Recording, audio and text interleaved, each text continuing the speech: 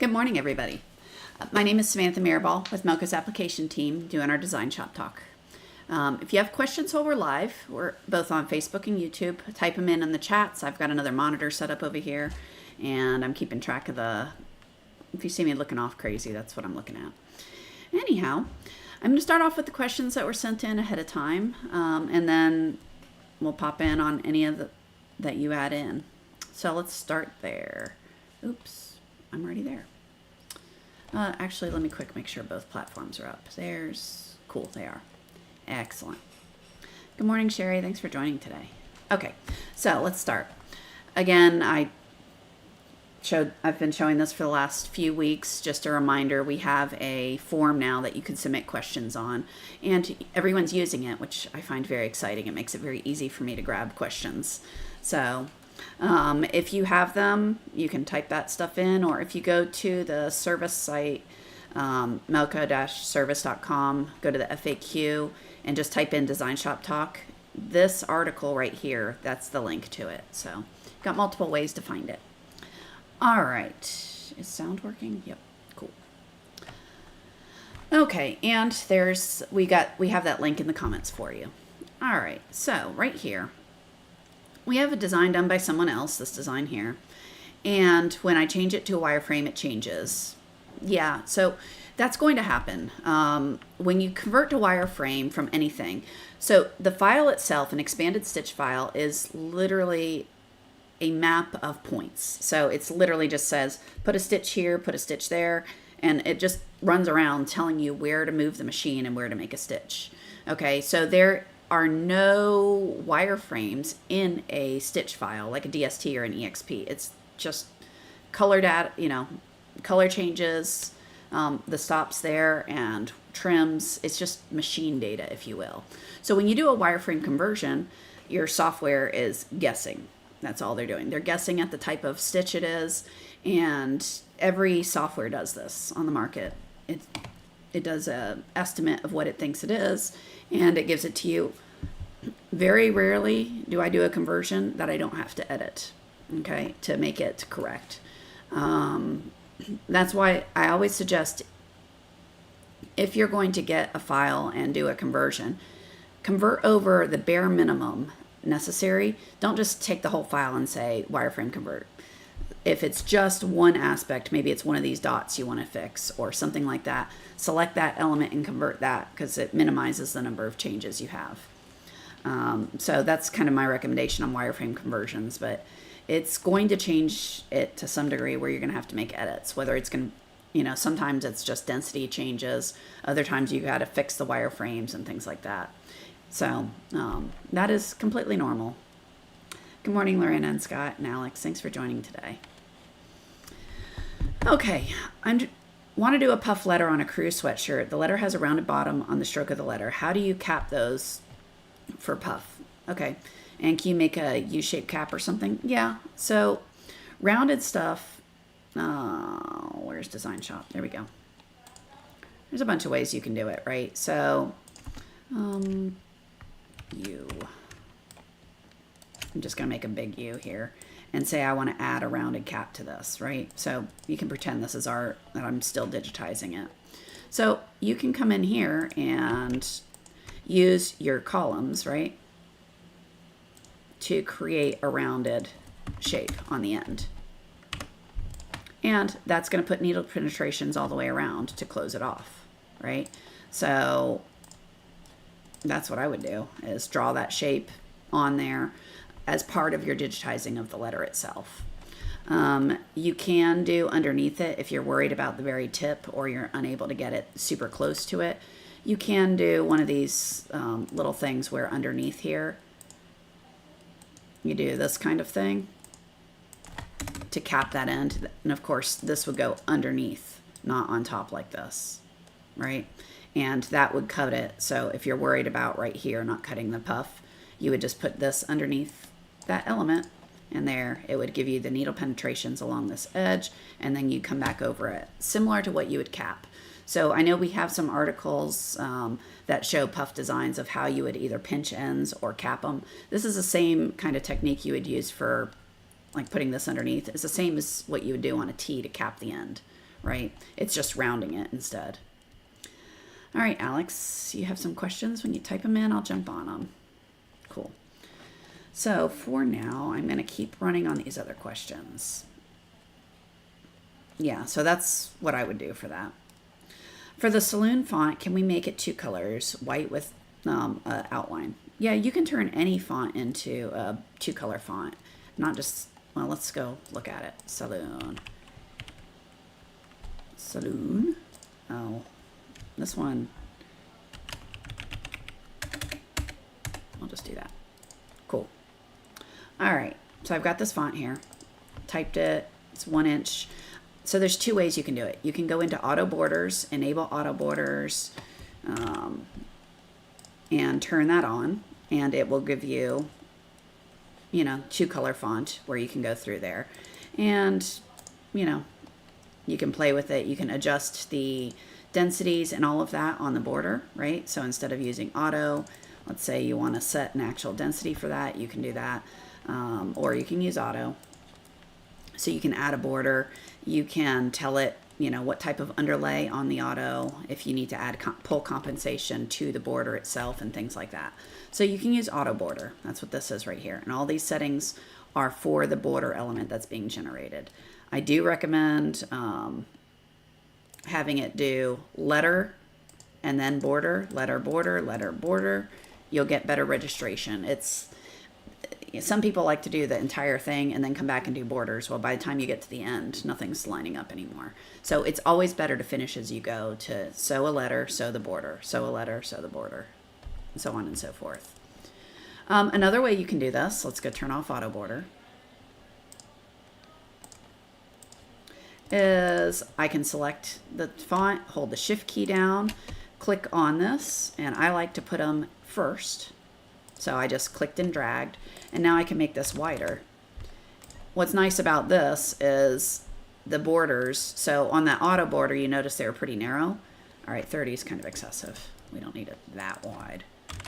But here, I can sew a wider satin, which will sew nicer, and then put the letter on top of it, the lettering on top. And again, this is the same thing. You would want to finish as you go. So you'd want to convert this to wireframe and just rearrange everything. You can try it. This is a short enough name. It really depends on what you're sewing. If you're going to have to do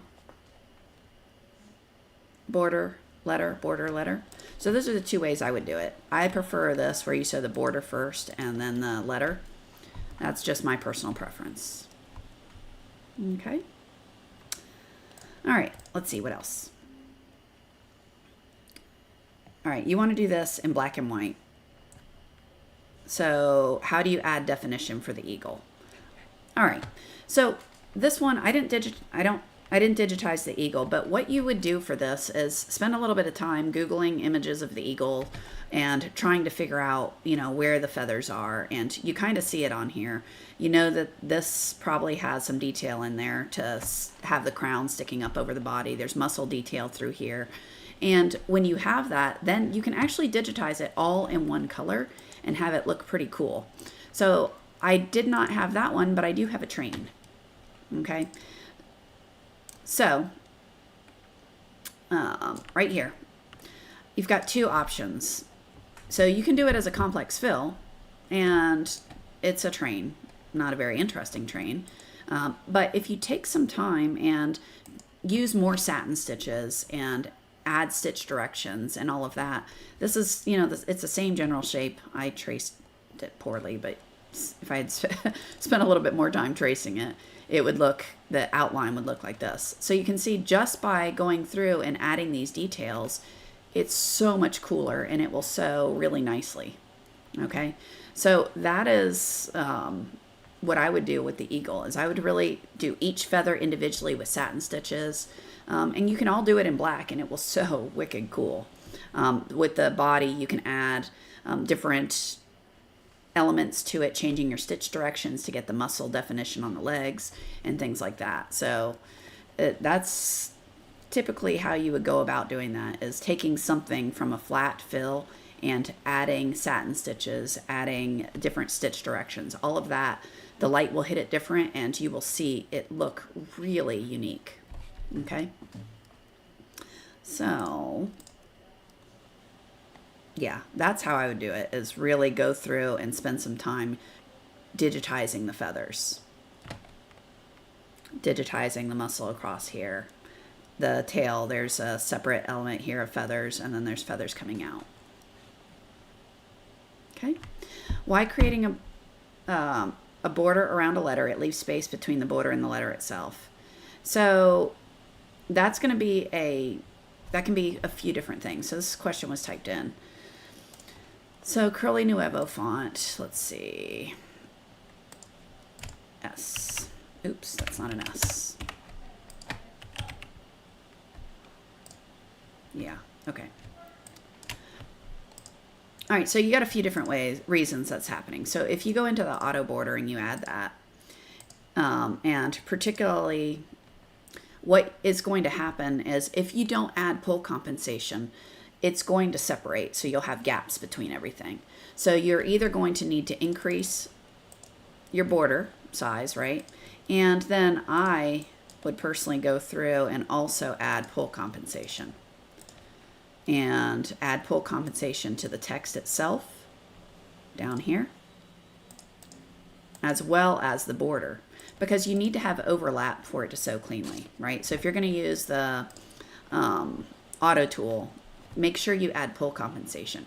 Another reason registration could get off and you end up with gaps is hooping, stabilizer, and underlay. So those three things, right? So hooping and stabilizer, making sure you're using an appropriate stabilizer for what you're working on. I prefer cutaways for nearly everything because it holds it through the life of the garment. Whereas tearaway, you know, then if your customer's aggressive with stuff and stretch it, if it's a stretchy material, they can pop your stitches. So I prefer cutaway because it helps protect the embroidery. Underlay. So just like if I have a wall and I'm going to paint it, I'm not just going to take my top coat and throw it on there because it's going to soak into it. With embroidery, that underlay is going to tie your fabric to the stabilizer and hold it still. That's part of the name of the game with embroidery, hold it still. And it's going to give you stitching on top of your fabric so that when your top stitching comes over it, it sits on top of it. So you've got a double whammy with it of what the underlay is doing for you. So with gaps between your borders and your lettering, there's some sort of shift going on. That's movement, right? So it could be, you know, pull compensation. Embroidery shrinks as it's sewn. It narrows up. So pull compensation is what compensates for that. Shear errors, like it's supposed to sew here, and now it's sewing here and here. That's shifting, right? So that means something is moving within the material. So that's where your underlay is going to come into play. Having a nice underlay, whether it's near the edges of the element, so an edge walk is pretty good. If it's really narrow, all you need is a center walk. But having a good underlay is going to hold it still. Okay. Another way you can do this is if the border's just too narrow to sew this way. Again, just like I showed you a moment ago, instead of using auto border, you can just use shift click, move that before the letter, and make it wider, right? So then it's going to give you more freedom, right? It's going to sew cleaner. You can have a better underlay. Let's make it a color we can actually see. Hey, we're gators today. There you go. So you can do things like that. So those are kind of the different ways you can avoid that gap between the lettering and the border. Does that help, Alex? How do you delete the underwire from a tiny 2 or 3? Well, okay. So I think what you're saying is how do you get rid of the underlay? Well, personally, I wouldn't. Underlay is critical, as I was just talking about. But I think what you're saying is if I've got a really... What is 2 millimeters? I don't even know. I'm not doing the math right now. So if you've got a really tiny letter and you have underlay under it. So right there, you can see there's the underlay. I would go into the properties. You didn't need to go into color. Just go into properties and go into underlay and turn it off. Like I said, I wouldn't do that personally. Underlay is really important for getting it to look clean.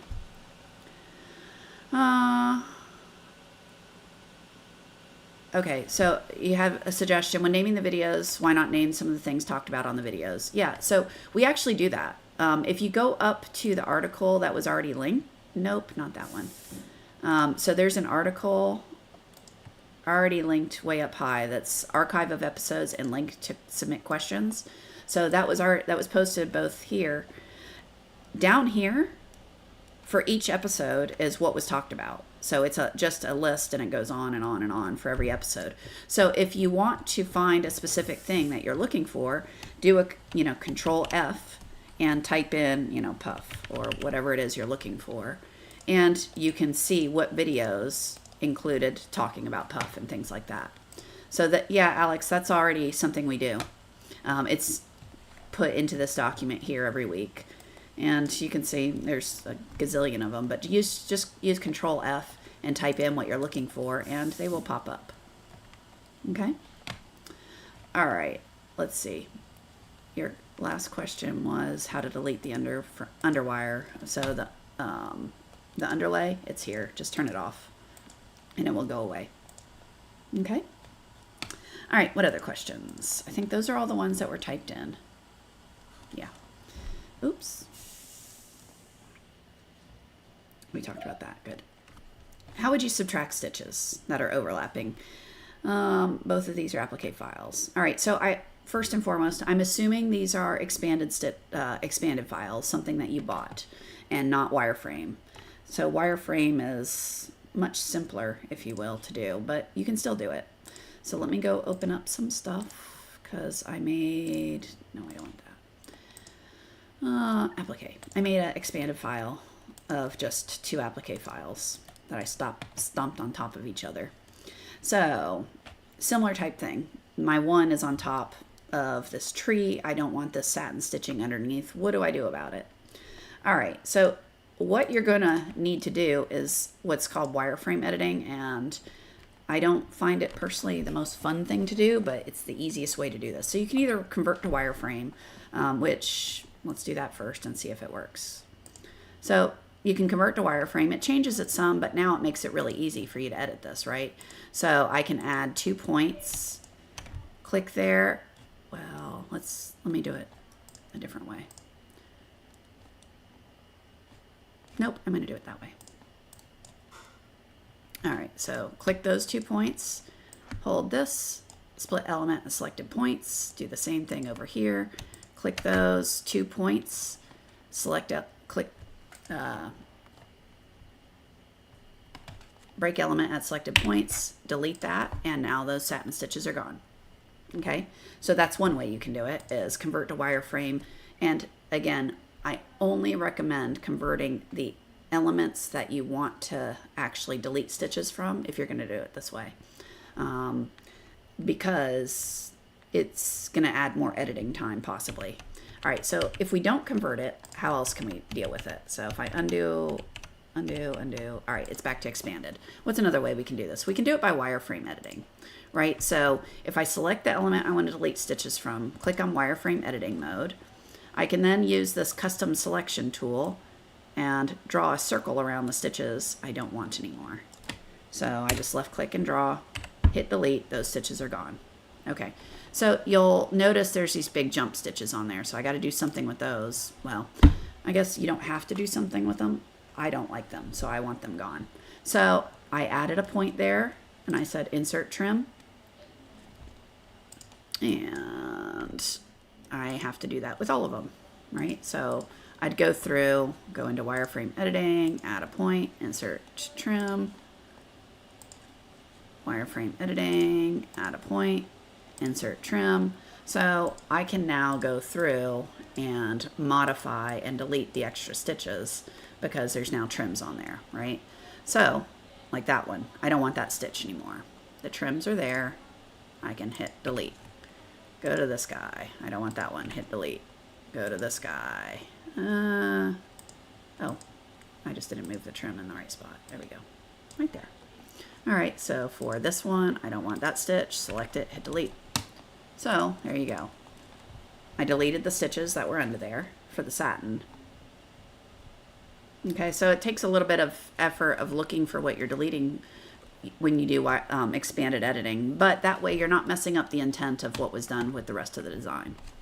Okay, and you noticed I turned everything else off. That was intentional.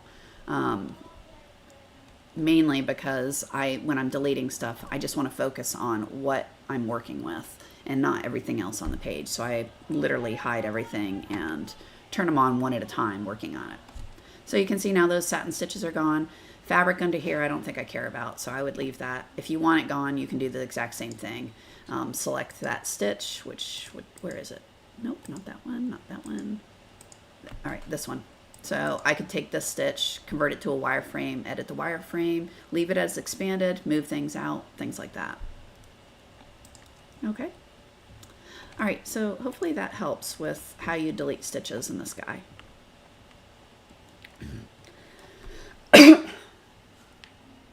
All right. When using walk normal for an outline or border around a fill, should the outline be added before or after pull comp is given to the fill? It doesn't matter because it's going to be line to line with the wireframe. So I would just add it whenever you want and then add pull comp. So it really depends if you're moving the shape around. I don't personally move the shape around. So I just go into the properties of the fill.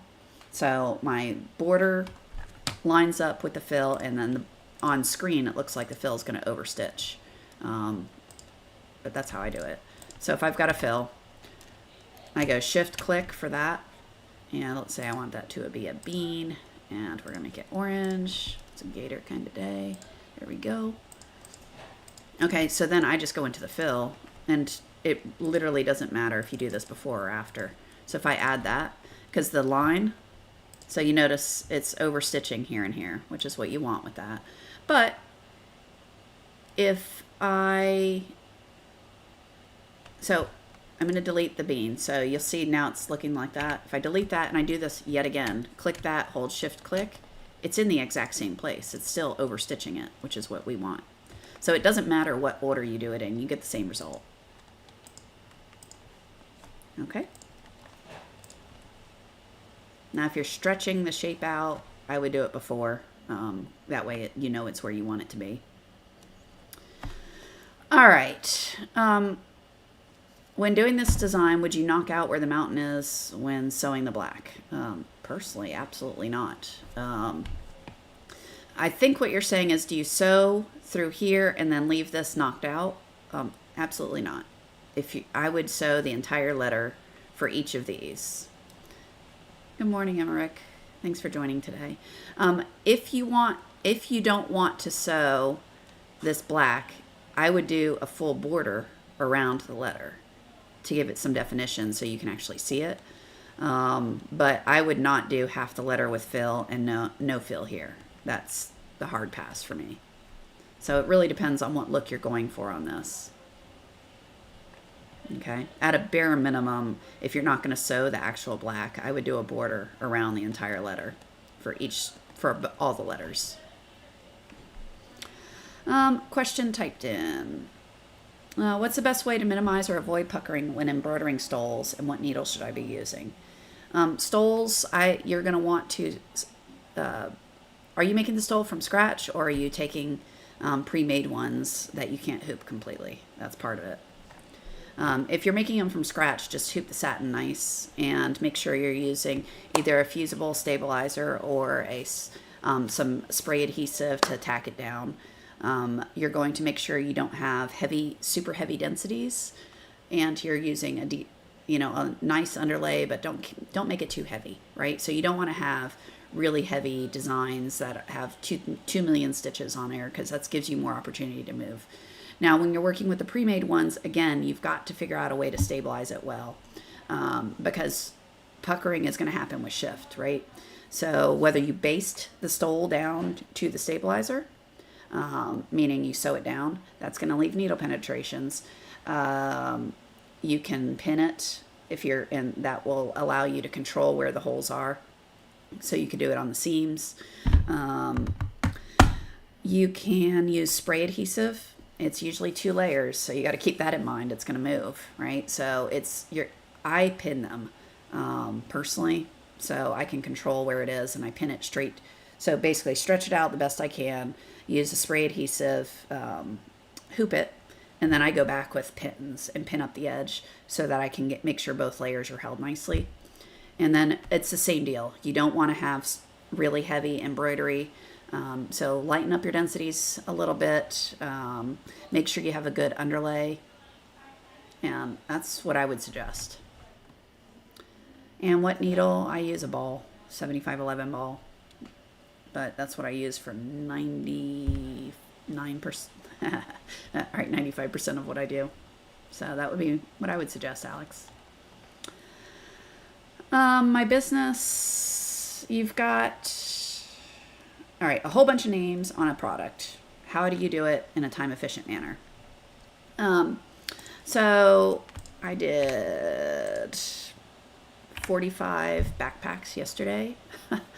And literally what I did is I took some time and set up the name in the font I want.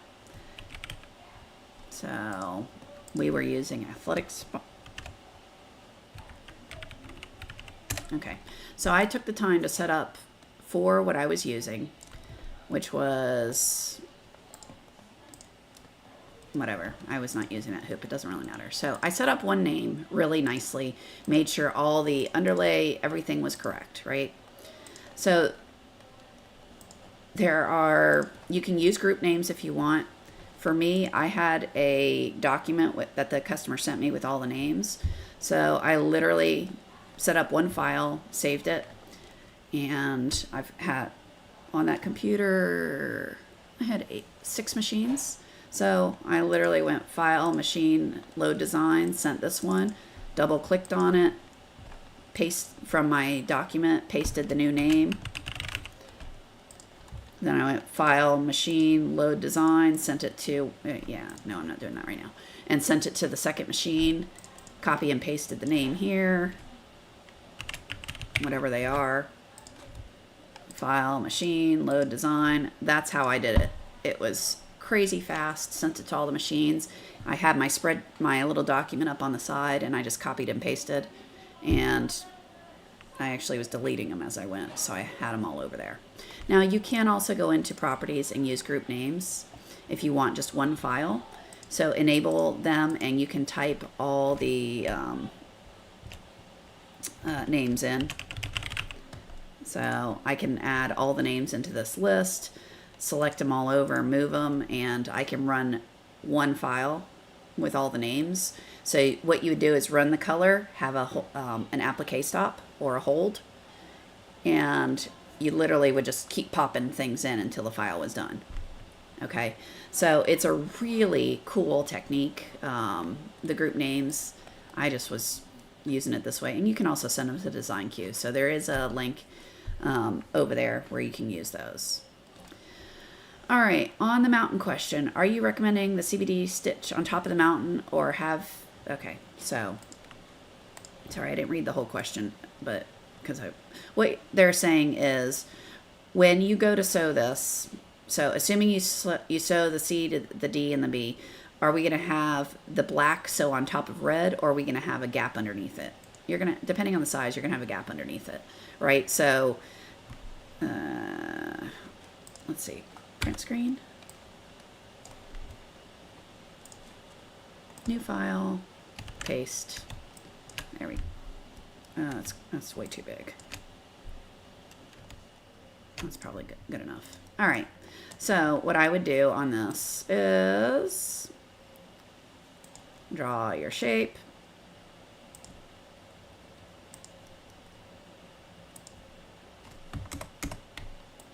Okay.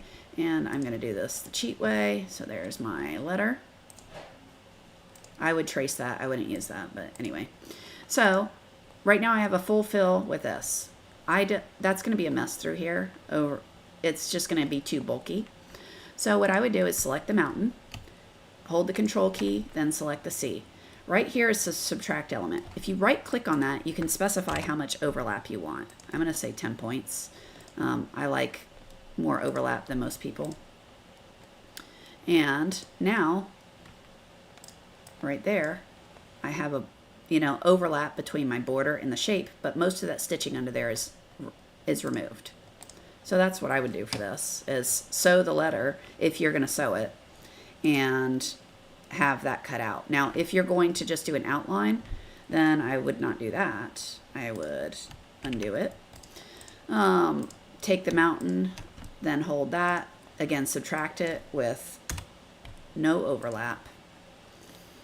And then take your C, hold the control and do a border. And there, oops, I didn't wait long enough to subtract that, but here, I can do it this way too.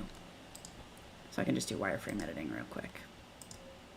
Anyway, you saw me do the subtract. I would do the subtract with 0 border, and that way this will be gone and you'll have your shape there. I should just trace that so it's cleaner. All right, so I've committed.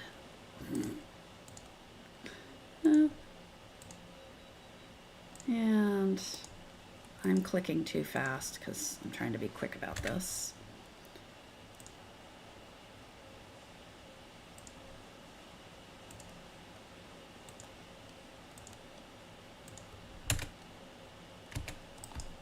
Okay. I have a better shaped C now. So that one, right click, it's at 0, cool, subtract.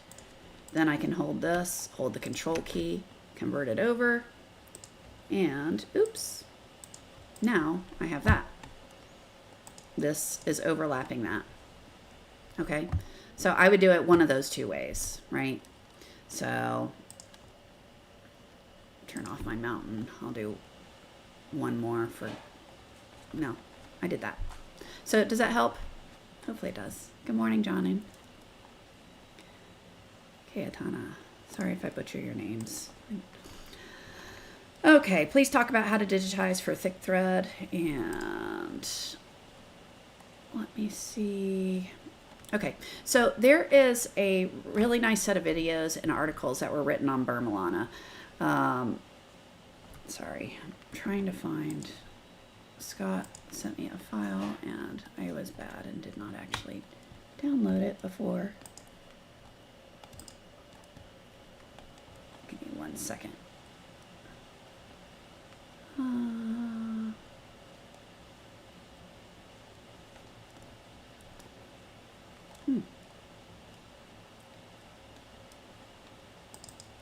don't remember.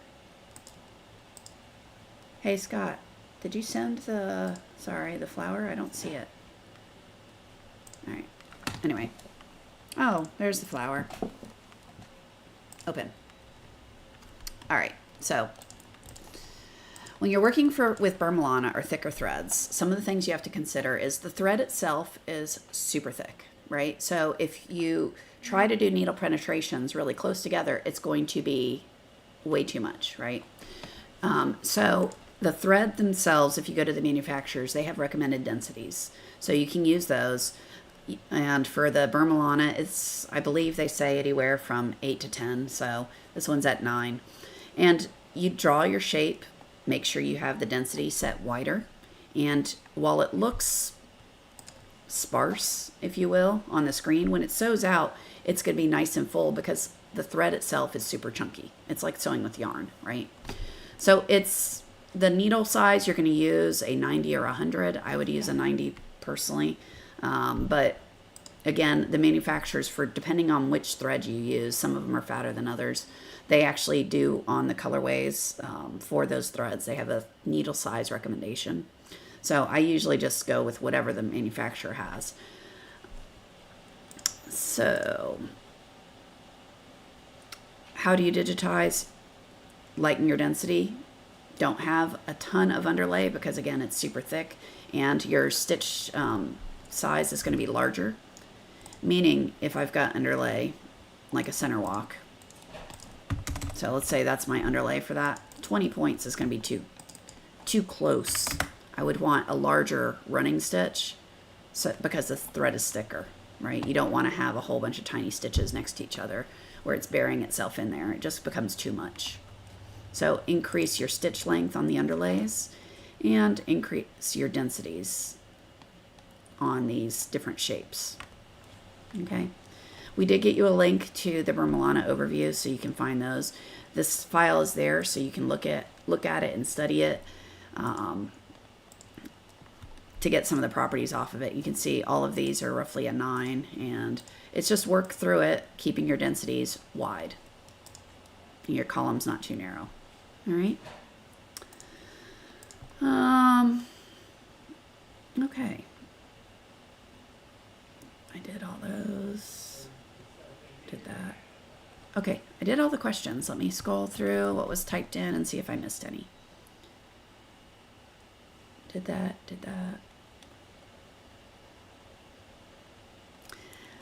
Is there a specific way to digitize when you're planning to use 60 weight thread and a 69 needle? So that, Scott and I had a nice discussion about that last week. So 60 weight thread is thinner, right? And typically you're only using it when you're doing really tiny things. So some will say you lower your densities by roughly 30%.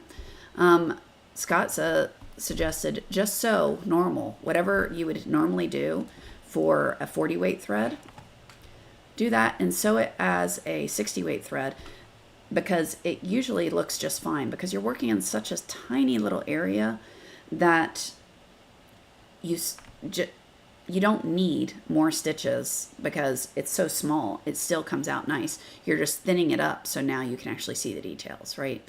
So I wouldn't, if you're going to decrease the densities to get the stitching closer together, I'd go no more than 30% less. Making sure you have the holes open on tiny letters and things like that. There are some nice, oh my goodness.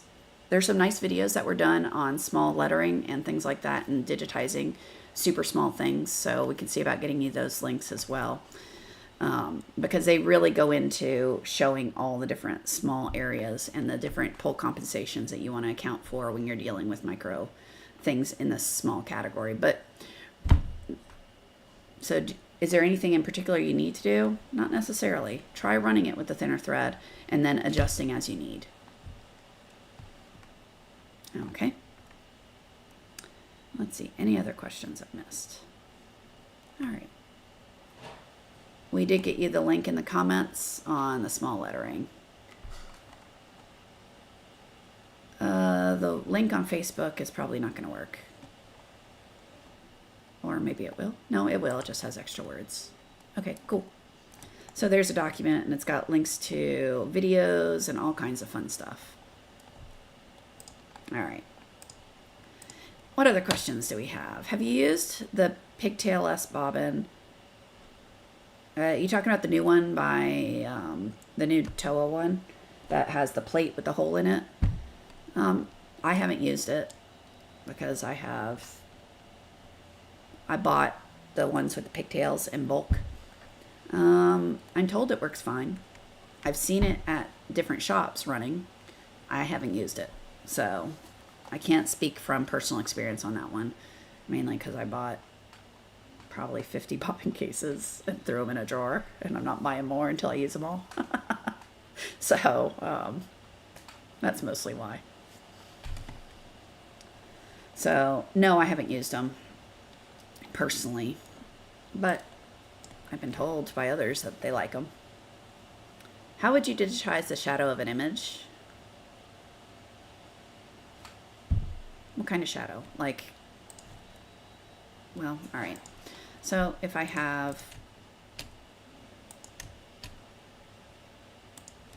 all right, so if I have that and, oops, not that, oval.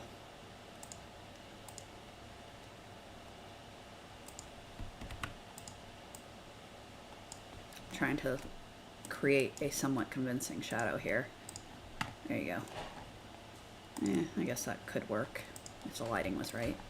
All right, so when you're doing that, you really just need to get the art and whatever's on the art, digitize that, right? So if it's something this simple, I would take this, that would be the art. So I would select my shape, select this, go to subtract, make sure I have overlap, and, oops, I cut the wrong one. This one, then this one, and have overlap. So that way I would have my shadow and then this. Shadows in general, you don't need to sew them super heavy.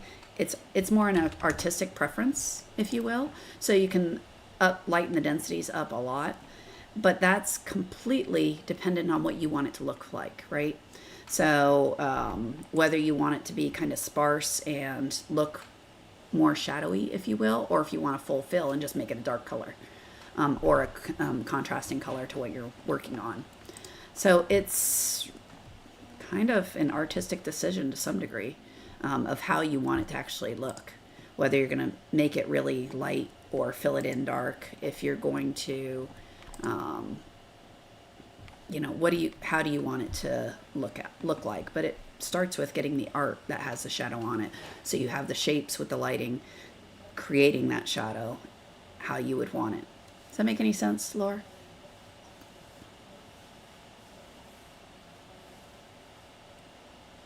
What other questions do we have?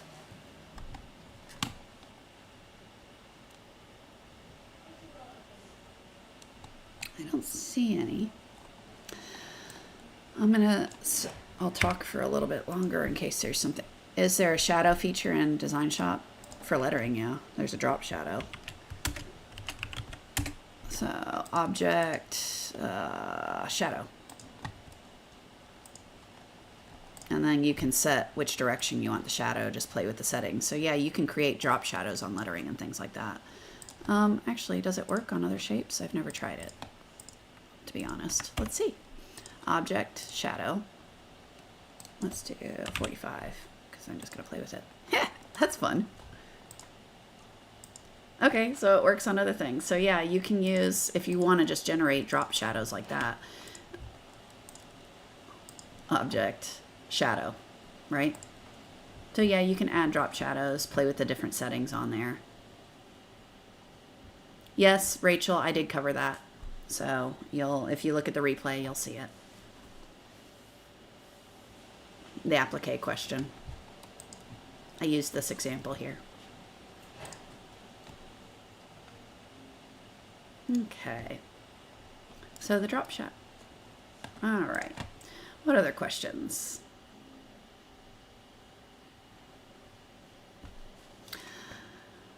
Awesome. All right. Oh, is there a way to know when the hat frame is going bad?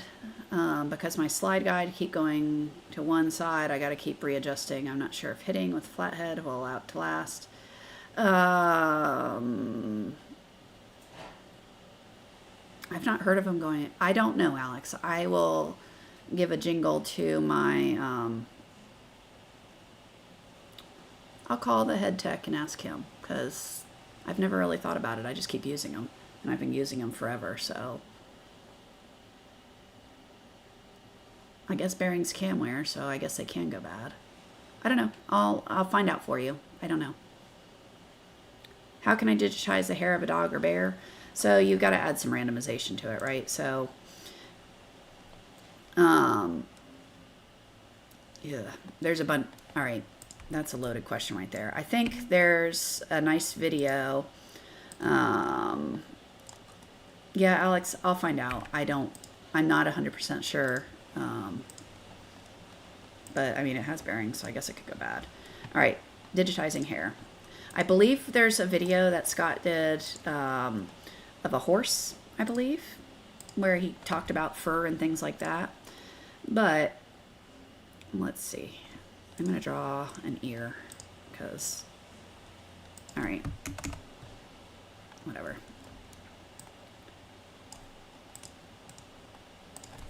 Okay, pretend this is an actual animal. It's not, but all right, so you can do a few things. You can go into here and you can add effects, add a random edge.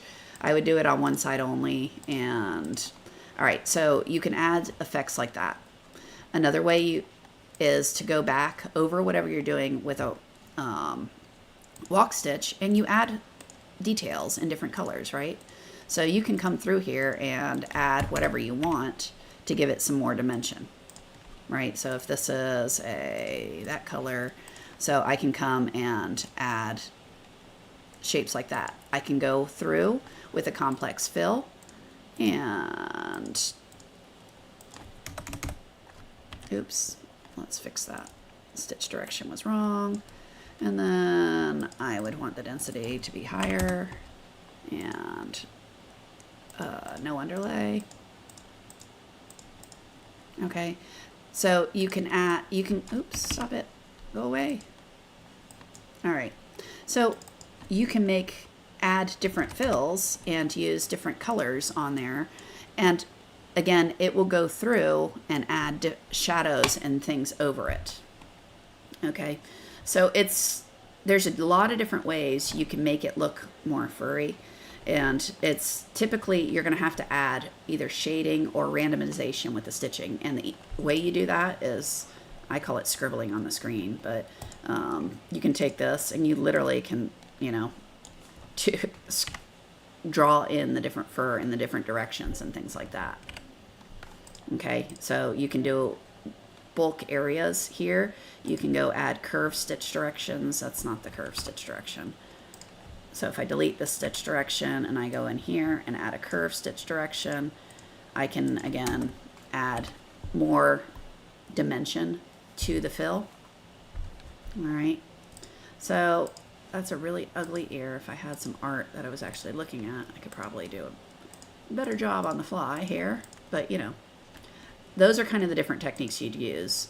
Some form of scribbling, a fill with different contrasting colors in a wider density over it.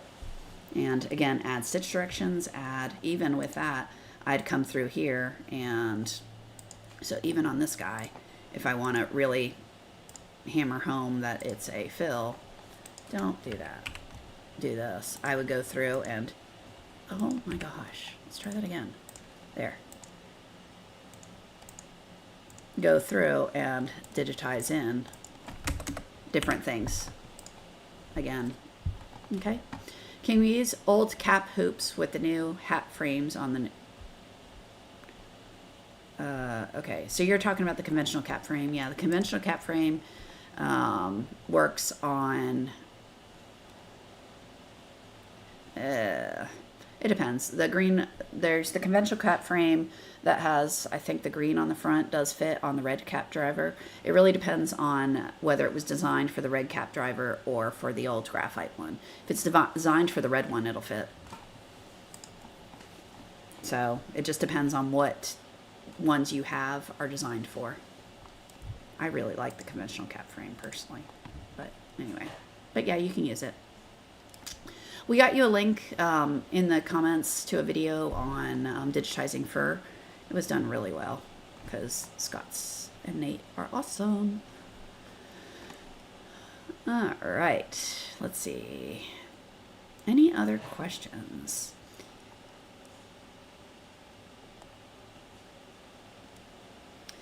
All right, well, I am heading out on a flight shortly to head out to Philly for the weekend to go do some rowing. My daughter's rowing, and then I get to row with my daughter, which is so fun. It's the mother-daughter race.